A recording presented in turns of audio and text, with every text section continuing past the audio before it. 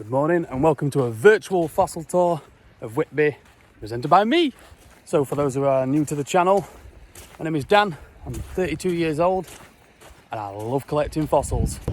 Started collecting fossils at about 25 years old, late bloomer, zero interest in dinosaurs as a kid or anything like that. Honestly, I've got no reason as to why I'm into this, it's just what I love doing. So I've had a lot of questions recently and people messaging me asking me, what do I look for when I'm looking for a fossil? Can you take me out on walks, etc, etc. So as far as the walks go, not currently, but maybe I'll look into getting a license to be able to do it, because I believe that you need a license to be able to do that, so I'll look into that. So instead, I thought I'll show you everything today.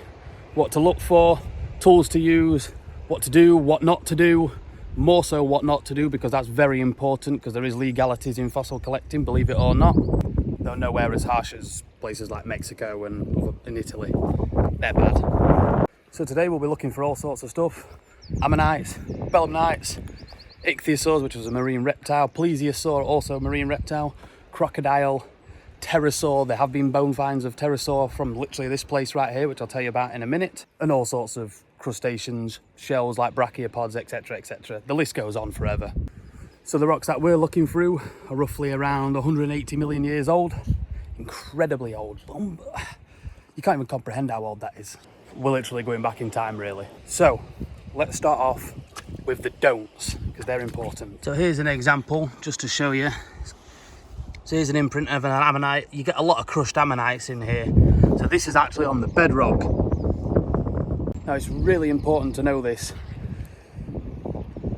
Things that are in the bedrock are what is known as in situ, which means it's in its original place. Don't do anything to them. That means even if you find a cluster of 20 little crushed ammonites all over it, please don't hammer into the bedrock, don't use chisels, no nothing, leave it be. It is illegal, you can mount up a fine. You can't do it. Whether you can get arrested or not, I don't know. I'm doubtful about that, but the fines can occur if you get caught by somebody who's by the law or whatever. I don't know, I've never been caught doing anything bad, so I wouldn't know. That's one thing just to make sure. But just for example, these don't have anything, but if you find big loose blocks like this just on the beach and they have fossils in, you can use your chisels and hammers, etc, to extract the fossils. That's fine. A lot of the areas along the Whitby coastline are what is known as a triple SI place. Can't remember exactly what that stands for, so I'll put it down here for you. But yes, if it's known as a triple SI place, that means no hammering into the bedrock, no, don't take anything. Anything that's loose, you can take it, that's your ownership of it then, that's fine. So, another don't. These cliffs are huge, okay? As you can see, just looking here, and here in the distance, etc, they're cliff falls. And as you see here, you also have fault lines. These are liable to go at any time. And I mean any time. If you're under them and a boulder comes down, I don't think I need to say any more. You're going to die or get very, very badly injured. Unfortunately, a few years ago, Staves, local to Whitby, a young girl, I can't remember how old she was, but I don't think she was older than 10 years old, passed away unfortunately. A cliff fall happened. It was underneath the cliffs. There you go. So yeah, no more depressing stuff. I just wanted to put that out there. Fossil collecting is dangerous. People don't realise it's dangerous. Stay away from the cliffs as much as possible. Even when you're away from the cliffs, beware of your surroundings. A few years back in Charmouth, they have a lot of clay there, and a giant clay ball came tumbling down. I was about 25 feet away, 30 feet away from the cliffs. It bounced off a rock and hit me on my shoulder here. Didn't think really much of it at the time, until I woke up in the morning black and blue bruised on my shoulder and neck. At the very least, if that had have hit me in the head, that would have probably at the very least knocked me out, if not killed me, or caused some serious form of injury. Yeah, please just keep that in mind, because I don't want to see anything with people getting injured. I don't want to feel guilty sending people out here, going out collecting, and then all of a sudden they've been injured because I've told them to do something that they shouldn't. So I'm telling you now what not to do. Do not do any of that. Right then, onto the good stuff. Let's look for some fossils.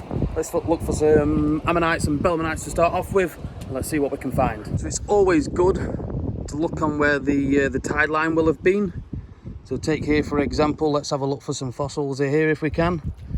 So here's a prime example of a nodule. Oh, there you go, before I pick that up. So it's not much.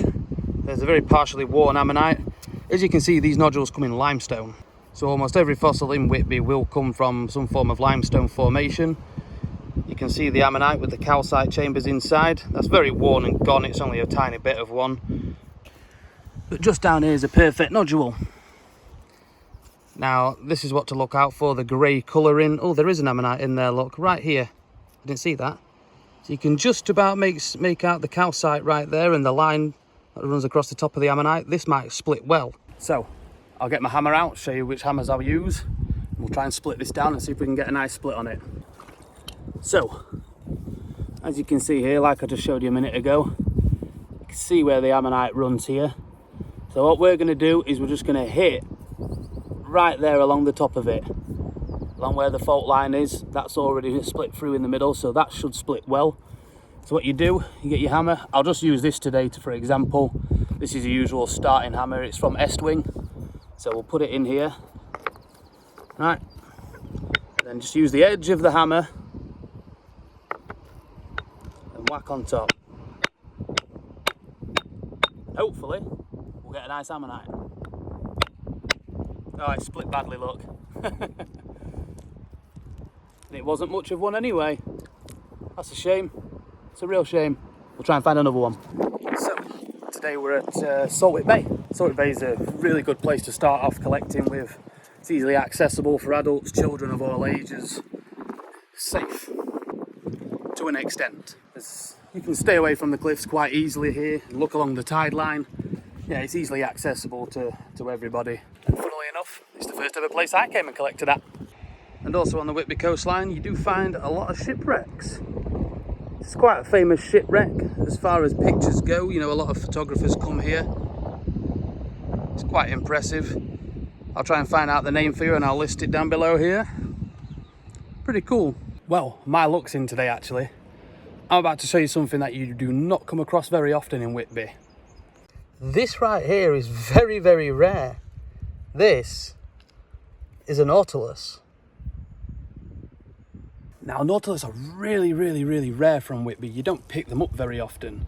So that's really took me by surprise. Nautilus are actually still living today. They are an incredible animal that 180 million years ago they was around and they're still there today. Same as the crocodile. So here's a couple of examples of different types of nodules that you can pick up here. There's this type of limestone that looks to be like a belemnite phragmocone or maybe a bivalve. But this one comes in like a creamy grey coloured rock. And you get these types that come from, I think it's the alum shale. Now these come in like a bit of a rustic colour, covered in like a grey shale. Might be an ammonite there. So I'll give that a hit, see if there's anything. Let's see if there's out there.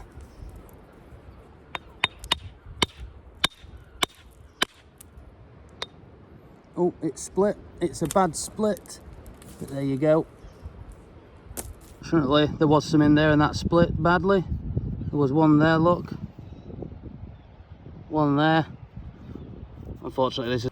So yeah, as you can see, that split poorly. Sometimes it just happens and there's nothing you can do about it. Which now brings me on to my next bit.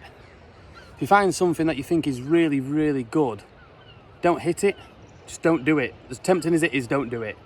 Instead, if you want to prep it yourself, wait until you feel like you're at a level where you can do.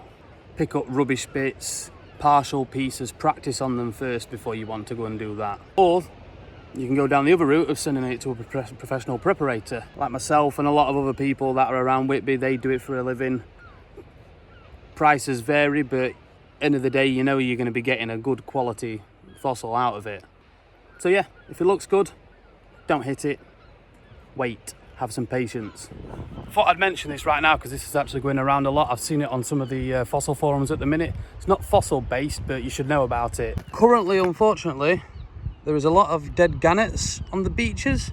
Apparently there is really bad cases of bird flu going around at the minute. So if you see a dead gannet, don't pick it up, don't touch it. If there's an injured one or something like that also, don't touch it. I saw a number that you're supposed to ring if you do find stuff like that, if there's quite a lot of them. So once I find it, I'll put it again down here, show you it, ring that number, report it for them. Same as it goes for dead seals and stuff like that, they need also reporting to the correct number. If you Google it, you'll probably be able to find it, but I'll see if I can find it for you. Right, back to fossils. So here's a prime example of what you're looking for sometimes. Really rusty nodule, but it's got grey all over it. 9 times out of 10, the ammonite will keel, which is all of this, the outer edge, will all be protruding out. That's what you're looking for, one of them beauties. That looks to be a Dactylioceras athleticum, maybe. I never remember on the Dactylioceras species. Sometimes you might find them like this. So here you go. There's an ammonite there that's been there. But this middle, see if I can lift it up. There we go. It'll blow out. That's from the internal gas chambers that have broken. It all just blows up in the middle of it. But you flip it over. Would you look at that? There's one preserved right there sticking out. So if you didn't just hear that there, I'm about 25-30 feet away from the cliffs. That was a loud fall. That's a cliff fall, and I'll show you something in a second. So I'll just stay away, but I'm a little too close for comfort, but this is to show you something. All of this shale here, all of these slabs, it's come from this. Look at how much has come out of this cliff right here. Going back to what I said earlier on, I don't need to say anything else. You know what would have happened if you would have been underneath that. Right here is your first belemnite of the day. Nice big chunky one. As I was saying, in situ, ex situ earlier on, this is ex situ. So it's a fallen slab, it's come out. Nothing to worry about. Nice little belemnite that. Cracking stuff. Another quite important thing to take into account, let me take this off. Another thing to take into quite an important matter is tides. So today low tide was 8 o'clock. Usually you can get out 3 to 4 hours before low tide and about 2 to 3 hours after low tide. It's really, really important that you pay attention to the tides because a lot of these places in Whitby are bays, so you can get cut off quite easily. So then begs the question, what do you do if you get cut off? Now, I didn't know this until about 2 years ago, but you're supposed to ring 999 and then you ask for the Coast Guard, not the police, the Coast Guard. And then they'll do the job that they're supposed to do and rescue you. But don't put yourself in that position in the first place. You know, you don't want to waste their time when something else could be happening somewhere else and they've sent people out to save you and somebody could actually be in really big trouble. All because you decided that you didn't pay attention to the tides. So yeah, that's all I'll say on the matter. I've been cut off once. Me and Liam had that happen to us. Luckily there was a lot of steps that we were able to get up, so that was fine. It wasn't a big issue. But a lot of these places are very remote. You can get caught off guard. It's not good. Don't do it.